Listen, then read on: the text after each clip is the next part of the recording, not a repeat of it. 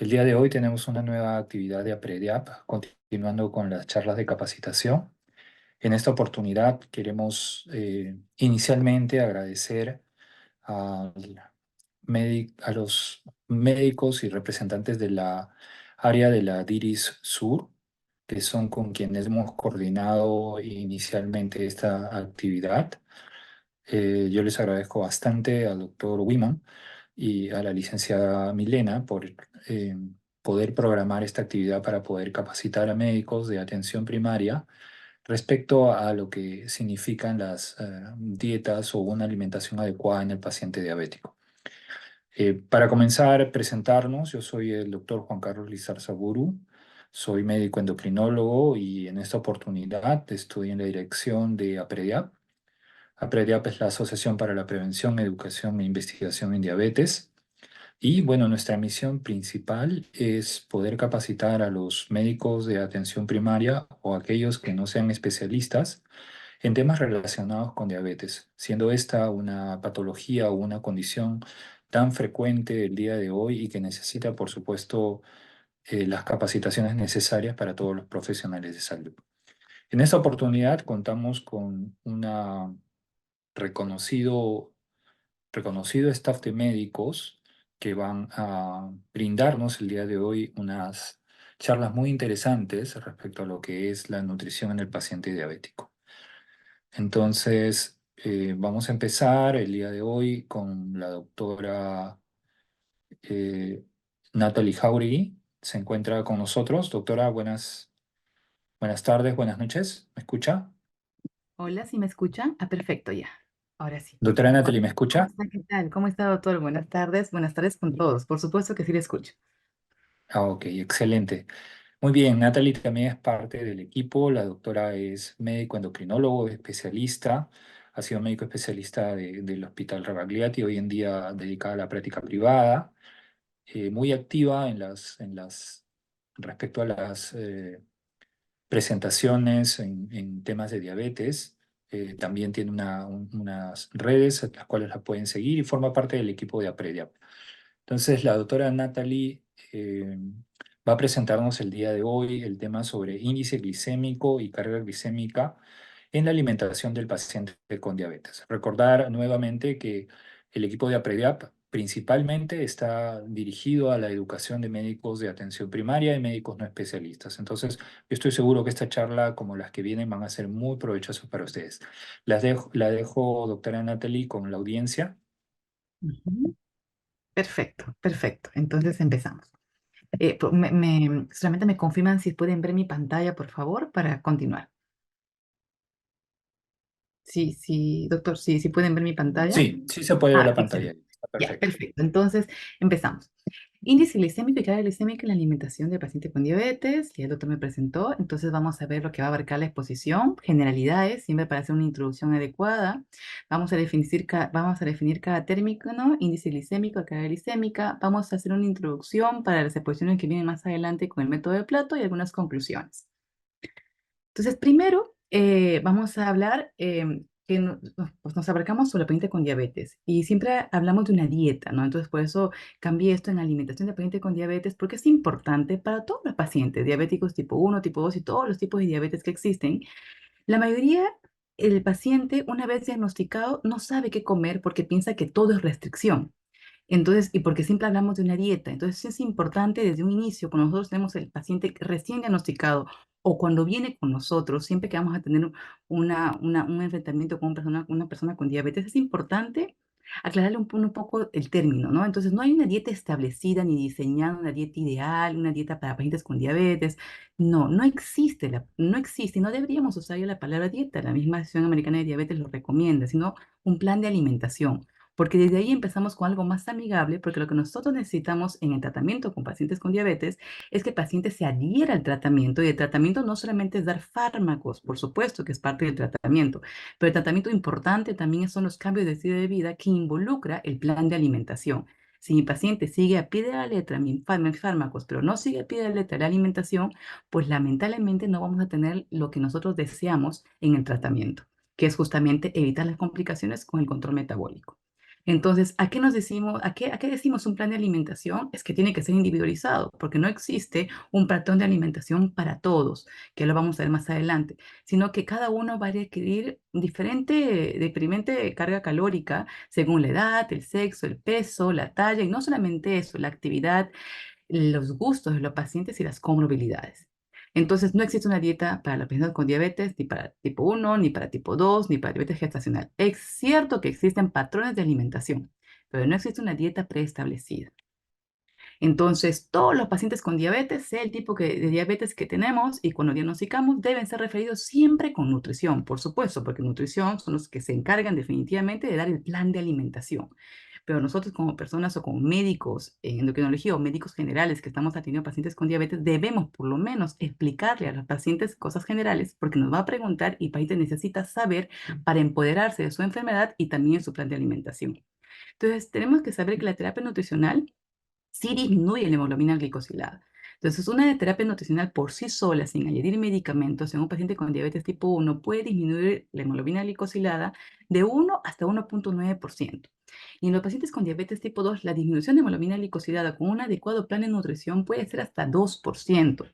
Pero sí cabe recalcar que, dada la naturaleza progresiva de los pacientes con diabetes tipo 2, la modificación de estilos de vida por sí sola no puede mantener la euglicemia a largo tiempo. Por eso es importante que sepamos que es cierto que el plan de alimentación juega un rol importante, pero también vamos a requerir los medicamentos y ambos tienen que estar siempre de la mano.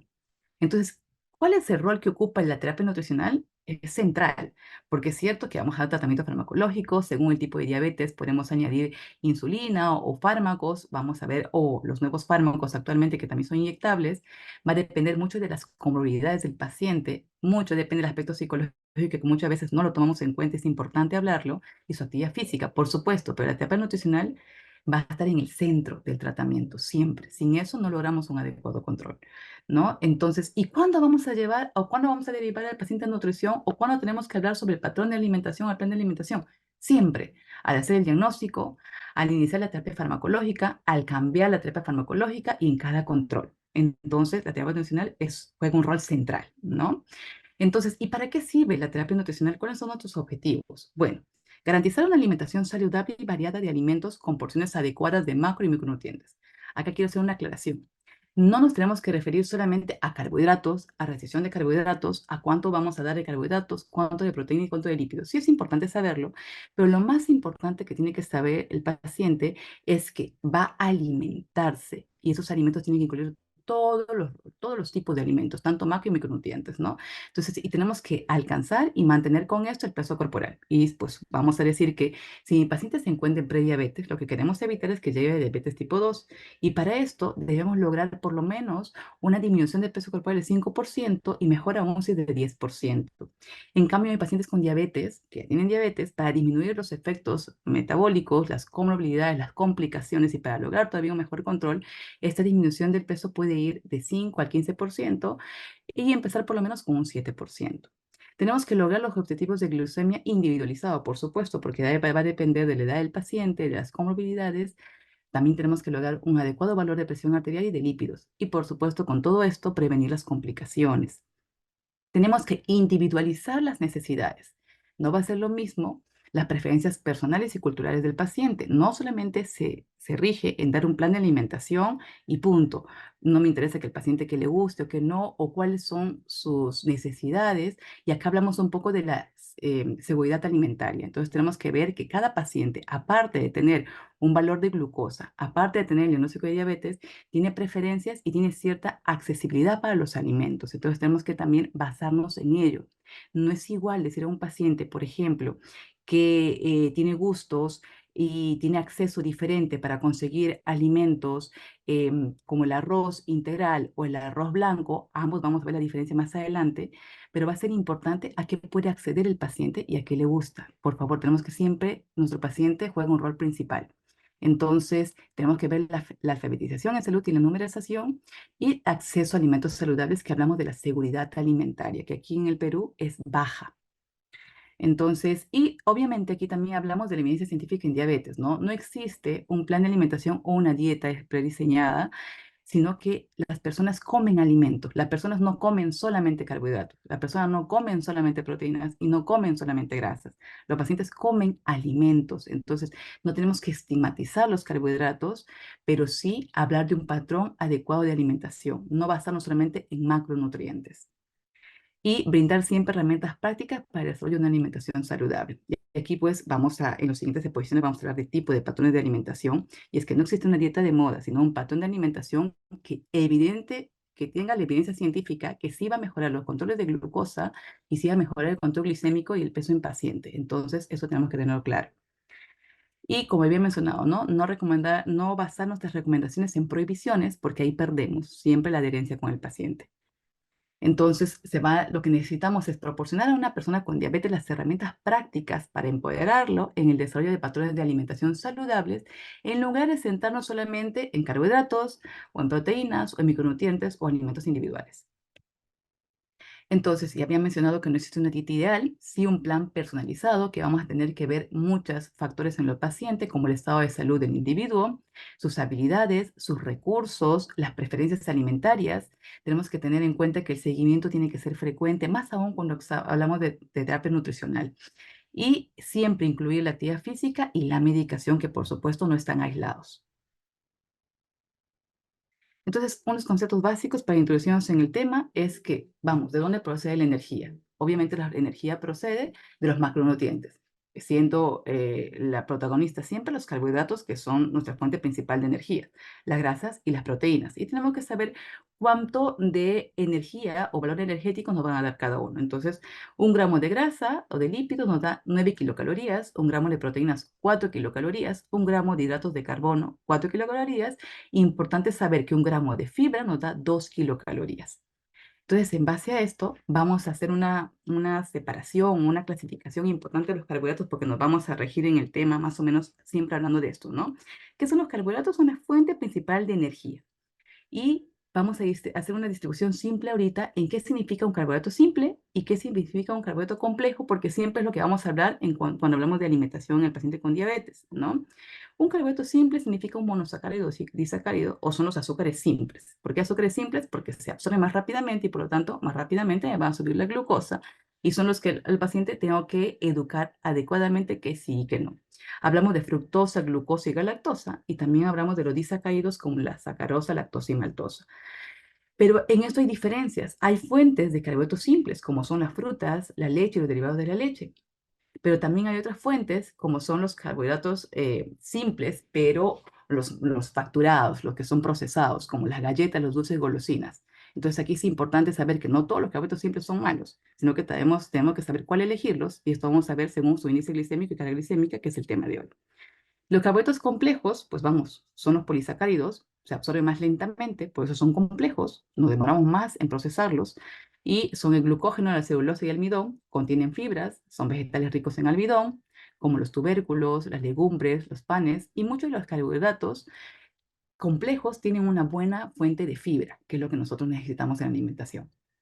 Entonces, aquí es importante mencionar que ya sabiendo cuáles son los carbohidratos simples y cuáles son los complejos, vamos a distribuirlos en tres tipos, ¿no? Los azúcares, que son los que queremos evitar, los almidones, que no son malos, los carbohidratos no son malos, solamente que hay que elegir su calidad y su procesamiento, y las fibras, que tenemos que incluirlos siempre en la alimentación. Entonces, ¿existe un porcentaje ideal de calorías, carbohidratos o lípidos, son proteínas y micronutrientes? Pues no, las guías siempre dicen, y esta vez la Asociación Americana de Diabetes en su edición 2024, pues totalmente lo dice, que definitivamente no. Esto va a ser individualizado siempre, y en vez de fijarnos en la cantidad, vamos a fijarnos en la calidad, ¿no? Entonces, restricción calórica, pues de todas maneras hacen énfasis que sí tiene que ir restricción calórica, depende de cada paciente, pero además esta restricción calórica se debe también teniendo en cuenta la actividad física y la condición de cada paciente. Y tenemos que dedicar un déficit de energía deseado, ¿no? Incluir todos los macronutrientes y micronutrientes. No es necesario eliminar ninguno, no es necesario eliminar los carbohidratos, pero sí es importante elegir la calidad. No existe un porcentaje ideal de calorías provenientes de carbohidratos, proteínas y grasas, pero sí enfatiza en que tenemos que aumentar las verduras sin almidón, minimizar los azúcares agregados y los granos refinados, y elegir alimentos integrales en lugar de alimentos altamente procesados. No porque los integrales no porque la cantidad vaya a ser diferente, la cantidad es la misma, sino lo que estoy comentando, ¿no? La calidad es diferente. Cuando es integral tiene más fibra y por lo tanto vamos a ver que la fibra, aparte de disminuirnos la elevación de glucosa y por lo tanto la necesidad de insulina, también vemos que tiene efectos a largo plazo, como mejorando la salud cardiovascular. Entonces, una distribución antigua que todavía se usa, pero cada vez estamos haciendo más actualizaciones en esto, es carbohidratos.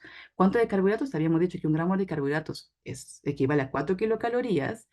em, Puede disminuir la hemoglobina glicosilada entre 0,5 y 0,5%. Y anteriormente se decía, ¿no?, que los carbohidratos tienen que ser distribuidos, carbohidratos totales, máximo entre el 40 al 46% y o hasta 60%, ¿no? Pero la guía actualmente dice también, como les había mencionado, no fijarnos tanto en la cantidad de carbohidratos, sino en la calidad, pero sí saber definitivamente, porque esto tampoco nos vamos a hacer de la vista ciega, sí saber que cuando individualizamos, si nosotros restringimos 10% de la cantidad de carbohidratos total, vamos a tener más efectos en cuanto al control glicémico, en cuanto a la pérdida de peso, en cuanto a mejorar la presión arterial y en cuanto al control de los lípidos. Pero también tenemos que saber que cuando los carbohidratos son muy restrictivos, como se trata de una dieta muy baja en carbohidratos, como por ejemplo disminuyendo hasta el 26%, que se aconseja solo en casos muy definidos e individualizados, puede tener un muy buen efecto hasta los 6 meses. Se ha visto muy poco efecto a partir del año. ¿Y qué queremos lograr nosotros en un paciente con diabetes? Y la verdad, hablando de un paciente con prediabetes o con obesidad, en un paciente metabólico, queremos lograr que la alimentación no solamente sea por 6 meses, queremos lograr que perdure por siempre. Entonces, esto lo agarramos siempre con pinzas y tiene que ser en algún tipo de pacientes, ¿no? Entonces es importante no solamente fijarnos en la cantidad, sino en la calidad, que la vamos a ver más adelante, pero sí saber de todas maneras que cuando hay una restricción de por lo menos 10% de los carbohidratos, vamos a tener mayor efecto, pero, y esto incorporando a nuestro paciente en la adherencia del paciente, el tipo de paciente. Entonces, y siempre preferir, pues he dicho en la introducción, carbohidratos complejos, ¿no? Los polisacáridos. Evitar los carbohidratos simples, mayor los carbohidratos procesados. Y saber que en tanto pacientes con diabetes tipo 1 como pacientes tipo 2 que usen insulina, podemos usar el conteo de carbohidratos, pero lo importante es que esta alimentación se cumpla a largo plazo. De nada me sirve que el paciente baje su hemoglobina glicosilada en 2% en el primer 3 a 6 meses, si después con esta restricción no va a continuar y a los 6 meses va a volver a subir el 2% que habíamos perdido. Por lo tanto, tenemos que lograr que lo cumpla a largo plazo y no hablar solamente de restricción. Es importante que no tenemos que incluir bebidas azucaradas, ni zumos, ni bebidas dietéticas. Y aquí es importante que por cada 1000 kilocalorías que vayamos a dar a nuestro paciente, tenemos que introducir 14 gramos de fibra. Por lo tanto, si al hacer esto, cuando hacen el plan nutricional, nuestras amigas nutricionistas, pues si hacemos un plan de dieta, por ejemplo, de 1800 kilocalorías o de 2000 kilocalorías según cada paciente, tiene que estar incluido ahí por lo menos unas 24 a 28 gramos de fibra y ya en el conteo de carbohidratos final que estamos haciendo. Entonces, siempre incluir 14 gramos de fibra por 1000 kilocalorías en el plan de alimentación. En cuanto a las proteínas, también 1 gramo de proteína es igual a 4 kilocalorías. Lo mismo decimos, siempre ha sido recomendado por lo menos de 1 a 1,5% de kilogramo por peso de paciente. Y tampoco existe una definición, una cantidad de proteínas establecida, pero se dice que en la dieta del paciente con diabetes podemos incluir entre un 15 al 30%, generalmente entre 15 al 20%. No reducir a menos de 0,8 gramos. Así sean pacientes renales, no debemos reducir a menos de 0,8 gramos por kilogramo. Tenemos que ser de alto valor biológico y, como mencionado, no hay evidencia de la cantidad necesaria para mejorar el control glicémico. No quiere decir que si doy 15 va a mejorar más mi control glicémico si doy 30 gramos, de 30% de proteínas en total. Pero sí es importante saber que cuando hay más cantidad proteica en nuestros alimentos, en la distribución de kilocalorías por día, va a mejorar la saciedad y es importante también evitar el uso de carbohidratos que contengan proteínas en cuanto a o cuando nos tratamos una hipoglicemia. Y en cuanto a los lípidos, un gramo de lípidos es igual a 9 kilocalorías. La distribución general puede ir entre 20 y 35% de las calorías totales y generalmente tenemos que introducir grasas polisaturadas en un 30% y monoinsaturadas en un 20%. Esto es importante porque vamos a hablar del tipo de dietas en la siguiente posición también y ver que igual, no es importante, o sí es importante la cantidad, es cierto, pero más importante que la cantidad es la calidad. Es importante disminuir las grasas saturadas y mejorar más las insaturadas, ¿no? Entonces, esto es importante. ¿Y qué hablamos de los suplementos? Porque muchas veces se ve un boom en cuanto a los suplementos de omega 3. Pues la mayoría de estudios dicen que no hay mejoría de los efectos cardiovasculares si nosotros suplementamos con omega 3, salvo el estudio REDUCI, en la cual ha visto que si incorporamos 4 gramos de omega 3, solo omega 3, no omega 6, omega 3 al día en el paciente, puede haber ciertos beneficios en los eventos cardiovasculares. Entonces, no es importante añadir omega 3 a todos los pacientes, sí seleccionar a otros pacientes, y si vamos a introducir omega 3, tiene que ser una dosis adecuada. No me sirve de nada introducir omega 3 o 6 a 1 gramo por día, y tampoco voy a introducir a todos. Tengo que seleccionar a qué tipo de pacientes voy a introducir y la suplementación con omega que no se recomienda a todos. En cuanto al sodio, sabemos que es de 2.300 miligramos al día o 4 gramos al día y no debe de reducirse ni siquiera en los pacientes con hipertensión arterial a menos de 1,5 miligramos por día. En cuanto a suplementos nutricionales, definitivamente no se recomienda ningún suplemento de inicio con el paciente, salvo algunas excepciones, como por ejemplo mi paciente que esté tomando metformina y que tenga disminución de vitamina B12, tengo que suplementar con vitamina B12, pero no voy a dar a todos vitamina B12 porque está tomando metformina, solo aquellos que tengan disminución de vitamina B12. Entonces, no hay evidencia científica de utilizar suplementos vitamínicos ni minerales en personas sin deficiencia demostrada, ¿no? Y no existe seguridad de suplementación con antioxidantes, ni vitamina C, ni E, ni caroteno, por el tema de seguridad. Y hay evidencia insuficiente del uso rutinario de vitamina D. Es cierto que la vitamina D es muy buena para mejorar el control glucémico siempre y cuando el paciente esté en déficit. Si no, no me sirve de nada suplementar con vitamina D. Y no hay evidencia científica del uso de hierbas, canela ni cúrcuma. Y es importante porque siempre preguntan eso cuando van a consulta. Si mi paciente no bebe alcohol, no tengo por qué recomendarle, obviamente, ¿no? La guía lo dice y que es un poco jalado de los pelos, es importante mencionarlo. Pero si mi paciente sí usa o sí ingiere alcohol, tenemos que disminuir un poco su uso. Entonces decimos que en las mujeres podemos decir que puede consumir hasta un trago y los varones hasta 2 tragos. ¿Pero qué es un trago? Un trago puede ser como que una botella entera para un paciente. Entonces es importante decir que, por ejemplo, si consume cerveza, reducir la cantidad hasta por lo menos 350 mililitros, ¿no? Cuando va a ingerir cerveza, solamente puede ingerir esto para que no afecta el control glicémico. En cuanto si va a consumir vino, por ejemplo, hasta 150 mililitros como máximo, ¿no? Y si va a consumir un licor destilado, que la mayoría aquí en Perú siempre nos pregunta por esto, solamente son 44 mililitros, o sea, 50 mililitros, y tenemos que aplicarle al paciente, ¿no? Y es mejor, como dice la guía, evitar su uso y recomendar siempre agua y tampoco bebidas azucaradas, ¿no?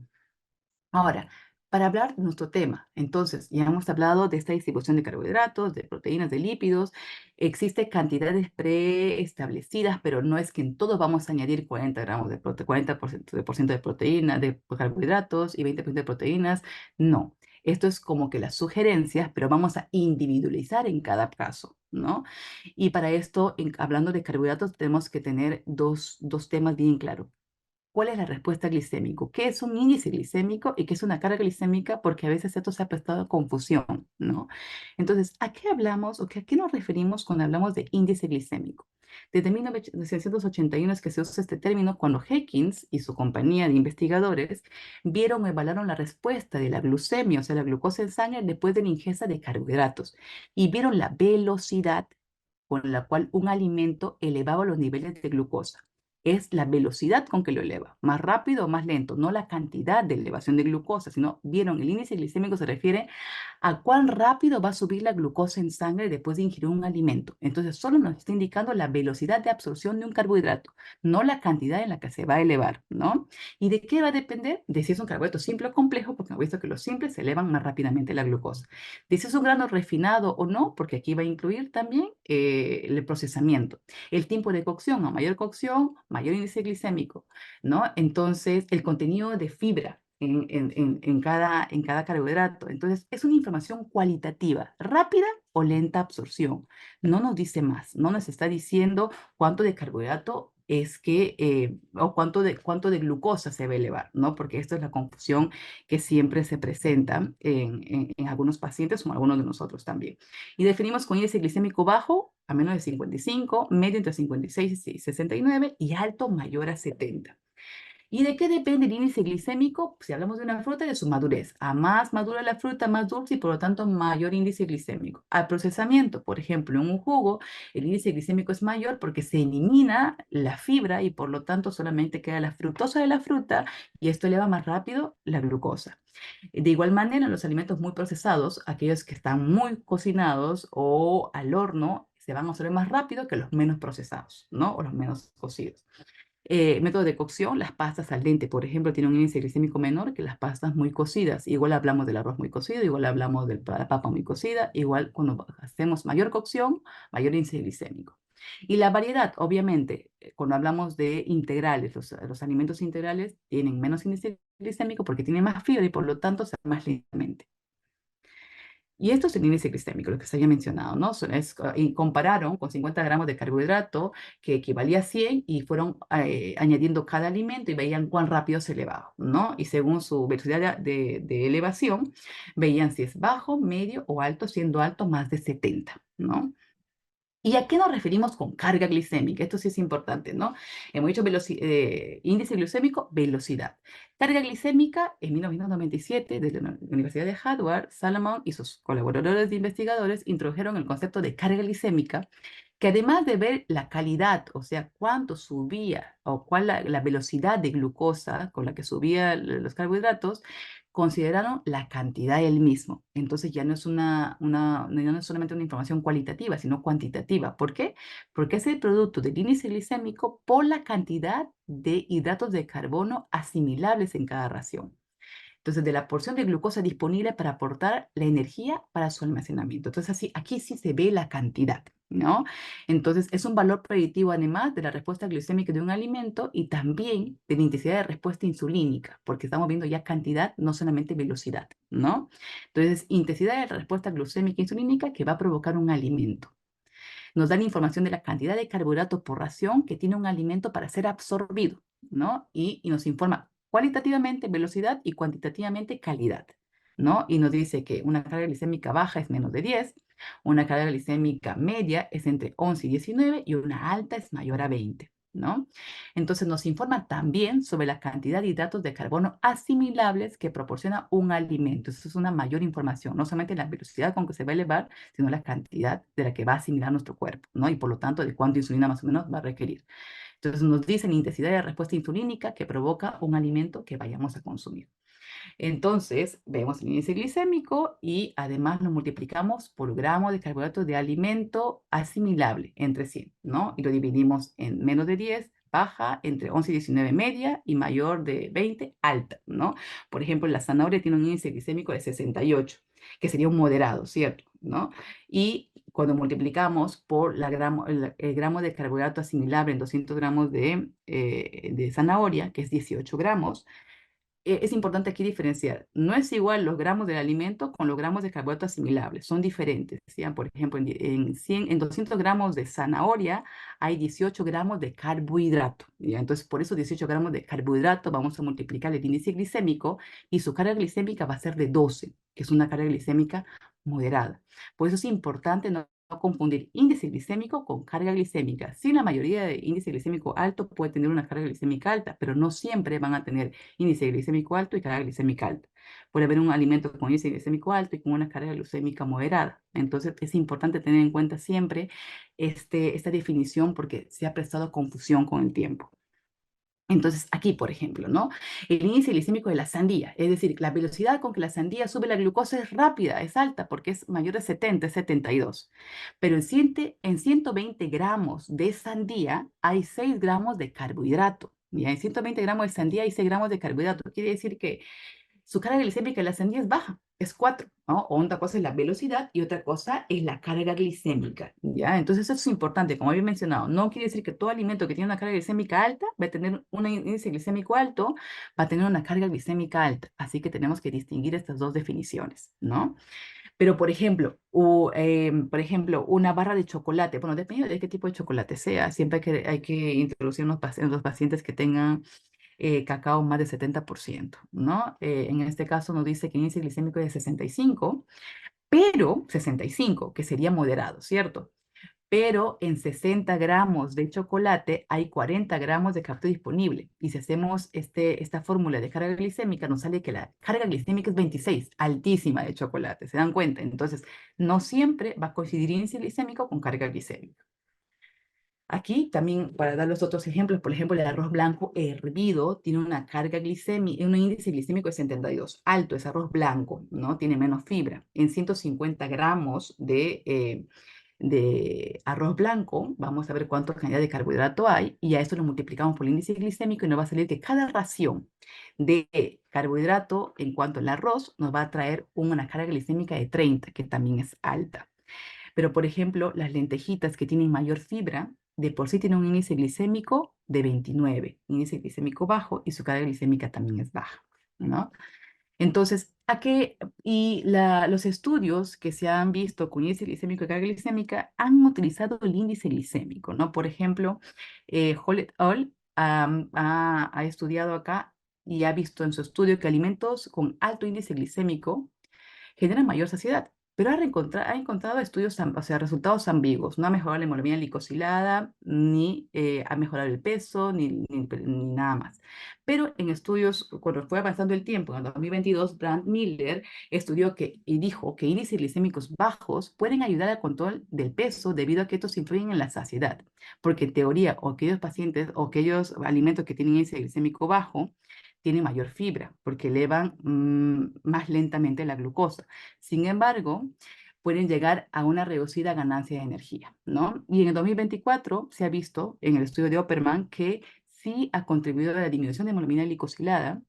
Hay diferencia entre los valores de colesterol total y LDL, favoreciendo aquellas dietas que tienen índice glicémico bajo, pero no hay relación con el HDL. Esto sí es importante porque pues, en la guía actual, la Asociación Americana de Diabetes dice que es importante separar o tener en cuenta el índice glicémico de cada alimento, ¿no? Sí es importante. Es cierto que no vamos a basar nuestro plan de alimentación solamente en el índice glicémico, pero sí es importante tenerlo en cuenta para enseñar al paciente, y un paciente que sepa cuán rápido se va a subir su glucosa o cuál alimento va a subir mayor la cantidad de insulina, es importante que el paciente que no lo sabe para que pueda clasificar él mismo los alimentos y luego podamos derivar con nutrición y hacer un reforzamiento en esto, ¿no? Y en cuanto a los estudios más recientes, ¿no? Aquí, por ejemplo, en este estudio han querido ver, ¿no? Para ver si estos hallazgos informados durante la última década que se ha puesto de moda en cuanto al índice glicémico, si realmente es o no es ambiguo su uso, o sea, si nos va a ser de ayuda o no va a ser de ayuda, ¿no? Entonces, va a ser para ver si sus recomendaciones son buenas o no.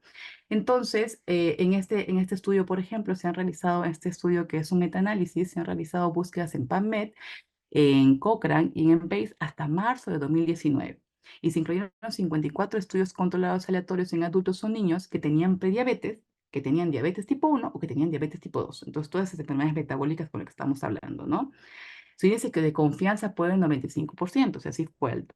¿Y qué dijo? Que las dietas con índice glicémico bajo fueron efectivas para reducir la hemoglobina glicosilada, la glucosa en ayunas, el índice de masa corporal, el colesterol total y el colesterol LDL. Pero sí no tuvieron efectos sobre los requerimientos de insulina en ayunas, sobre el HDL, la resistencia a la insulina, el colesterol HDL y triglicéridos o insulina. Entonces concluyen que las dietas con índice glicémico bajo pueden ser útiles para el control glucémico y pueden reducir el peso corporal en personas con prediabetes o diabetes. Entonces, sí es bueno usarlo, por supuesto que sí, pero no vamos a basar nuestro plan de alimentación en esto, pero sí tenemos que tenerlo en claro y educar al paciente, ¿no? En este otro estudio, que también es una revisión sistemática y metaanálisis de ensayos controlados, en la cual buscaron en MedLight, Embase y Cochrane, hasta mayo de 2021. uno de los más actualizados, ¿no? Y el resultado primario fue la hemoglobina glicosilada. Querían ver si reducía o no reducía la hemoglobina glicosilada. Y los resultados secundarios incluyeron marcadores de control glucémico como glucosa en ayunas, insulina en ayunas, los lípidos en sangre como el colesterol LDL, el HDL y triglicéridos, la adiposidad, que es cada vez más importante tenerlo en cuenta, el peso corporal, índice de masa corporal y frecuencia de cintura, presión arterial sistólica, diastólica y el PCR. Se incluyeron 29 comparaciones de ensayos en 1.617 participantes con diabetes tipo 1 y tipo 2. Y dijeron que los índices glicémicos bajos redujeron la hemoglobina glicosilada en comparación con las dietas con índices glicémicos más altos, ¿no? La diferencia de medias fue de 0.31 con índice de confianza de 95% y un P significativo. También se produjeron reducciones de la glucosa en ayunas, sí, de colesterol malo, que ya lo sabíamos, y triglicéridos también. El peso corporal, índice de masa corporal, presión arterial sistólica y el PCR. Pero no de la insulina en sangre, del colesterol HDL ni de la circunferencia de cintura. Entonces, la conclusión es que la evidencia disponible proporciona una buena información e indicación del beneficio de este uso en la población. Y estos son lo que dicen las organizaciones científicas, ¿no? Y sí se aconseja definitivamente, uno, cuando vamos a hablar de carbohidratos netamente, se aconseja los carbohidratos complejos que había mencionado, que son granos enteros, incluir verduras, frutas también, legumbres y con énfasis en los pacientes, en los alimentos que tengan alta fibra y baja carga glicémica, ¿no? Entonces, la Asociación Americana de Diabetes sí incluye en sus recomendaciones índice glicémico y carga glicémica.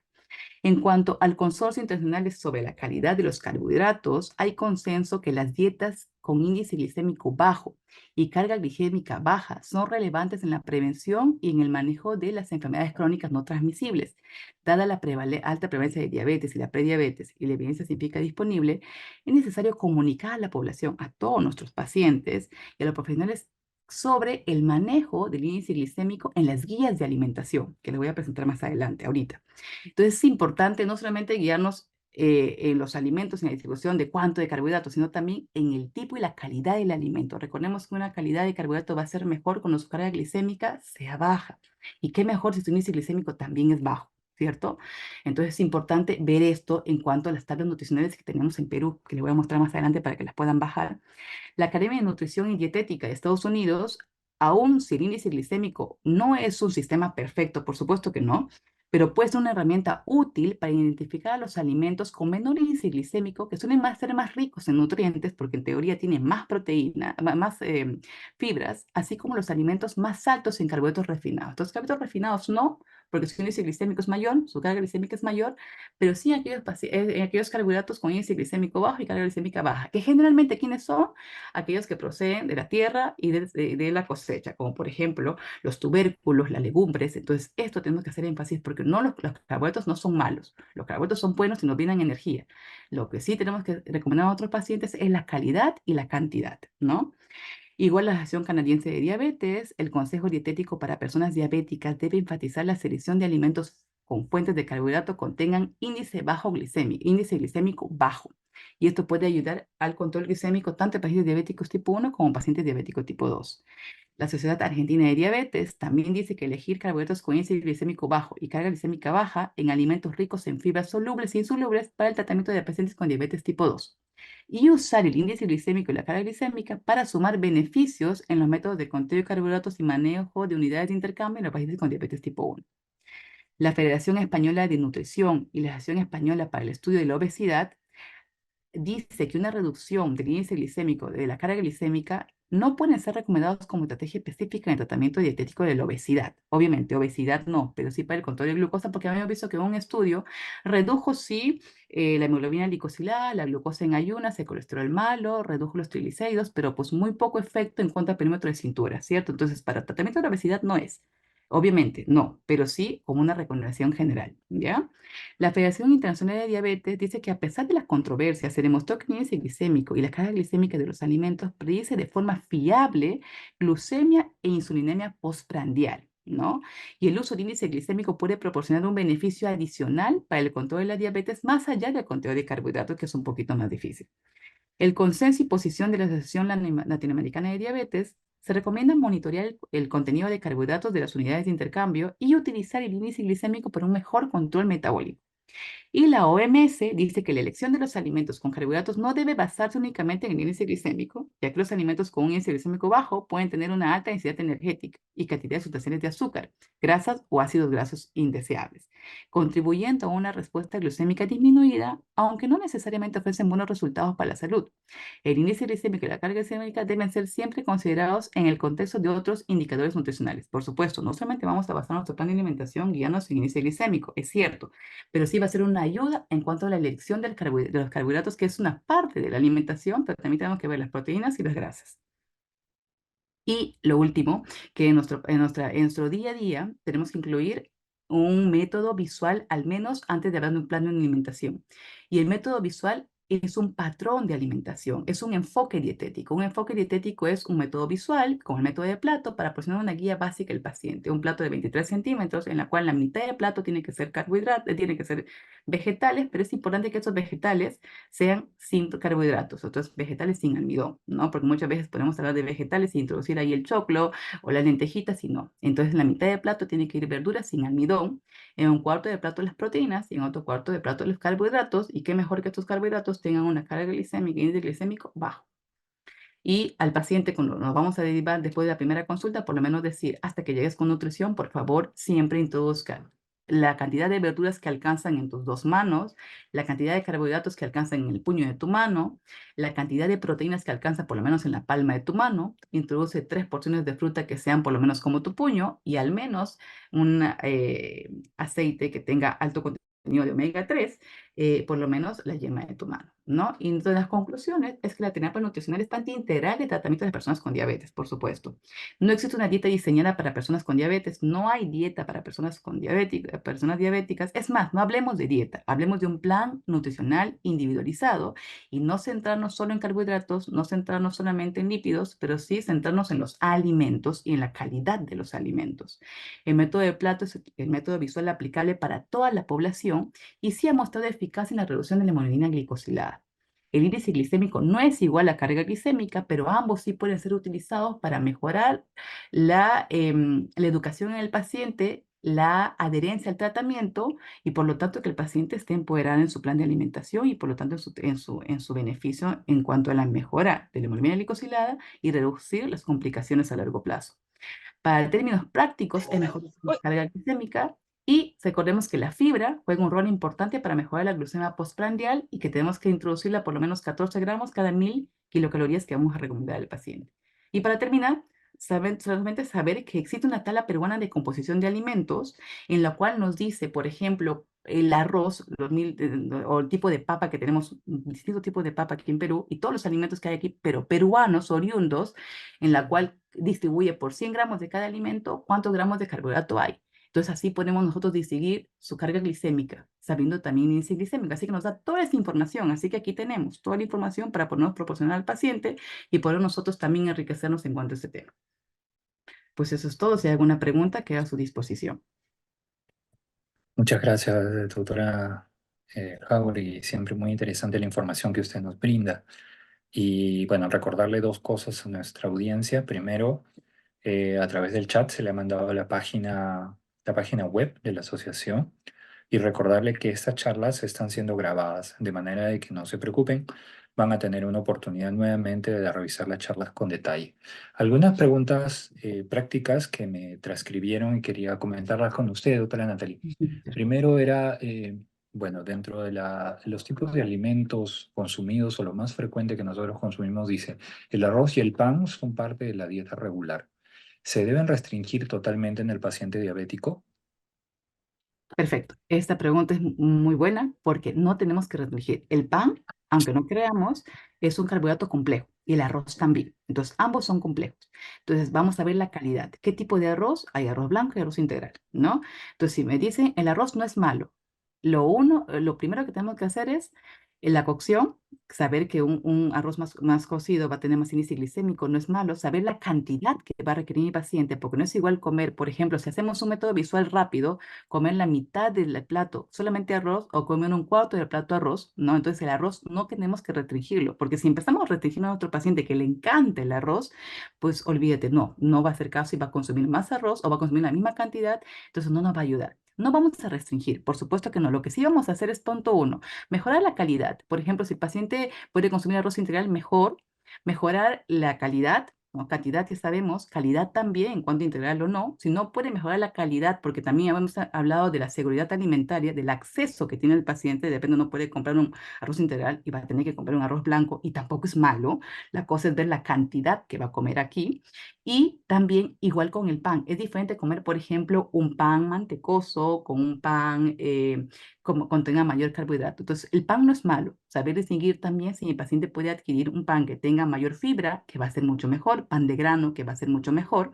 Y en cuanto a la calidad, porque ya decimos al paciente también, señor, ¿puede usted consumir pan integral? Sí, perfecto. Y piensa que va a poder consumir de repente 5 panes integrales y no. Esto va a depender de la edad del paciente, de sus comorbilidades, de cuánto le calculemos, por ejemplo, sus kilocalorías totales y en cuánto lo va a poder consumir. El arroz y el pan no debemos restringirlo, pero sí mejorar su cantidad y mejorar la calidad, ¿no?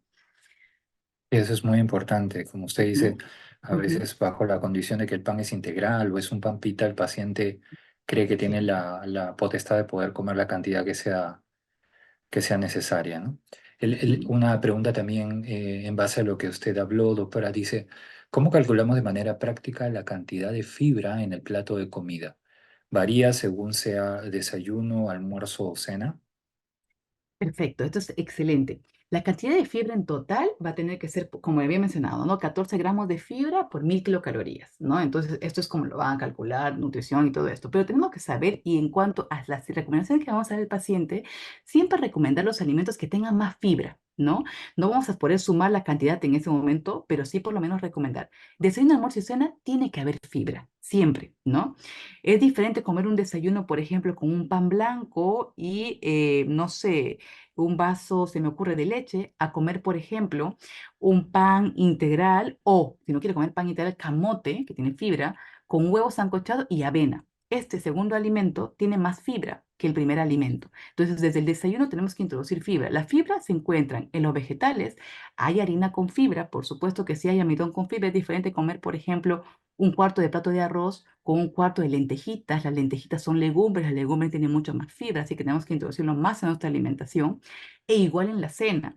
No es que no vamos a introducir carbohidratos en la cena, pero si mi cena tiene más carbohidratos con fibra, va a ser mucho mejor que tenga más carbohidratos sin fibra, ¿no? Y de igual manera, es diferente introducir en la cena, por ejemplo, un choclo que introducir en la cena arroz o que introducir en la cena papa. ¿Cuál voy a preferir que mi paciente consuma? Por ejemplo, el choclo. Es un carbohidrato que contiene fibra, ¿no? Entonces, la fibra tiene que ir en los tres alimentos, en los tres momentos.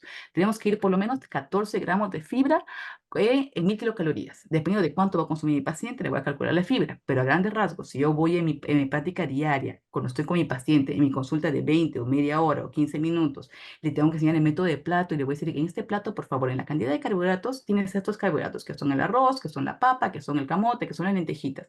Vamos a preferir los carbohidratos que tengan más fibra, ¿ya? Entonces, por ejemplo, si tenemos en la comida, en el almuerzo, tu arroz con tus lentejitas, no es que sea malo el arroz, pero si vas a comer la cantidad de lentejitas, pues te consumes las lentejitas que tienen más fibra que el arroz. Pero si otro día, por ejemplo, tienes papas fritas y arroz, querido, cómprate por favor el arroz, que las papas fritas, aparte de que es una harina, que no está mal, la papa no es mala, el problema es la calidad aquí. Está cocida frito, por lo tanto, tiene también grasa saturada y encima su índice glicémico va a ser mayor por el tipo de cocción, ¿no? Entonces es importante saber. Pues es importante saber el índice glicémico, ¿no? Porque vamos a recomendar mejor que lo consuma, no sé, cocido o que lo consuma frito. Entonces es importante saber cómo el alimento, que puede ser igual papa, pero es diferente comer una papa sancochada que una papa frita, es carbohidrato, es arroz con lentejitas, pero es diferente comerse las lentejitas que el arroz. Entonces no son malos, la cosa es mejorar la calidad y obviamente tener en cuenta la cantidad. Muy bien, doctora. Y por Ujú, último, una pregunta que es muy frecuente y creo que le sirve a los colegas, ¿no?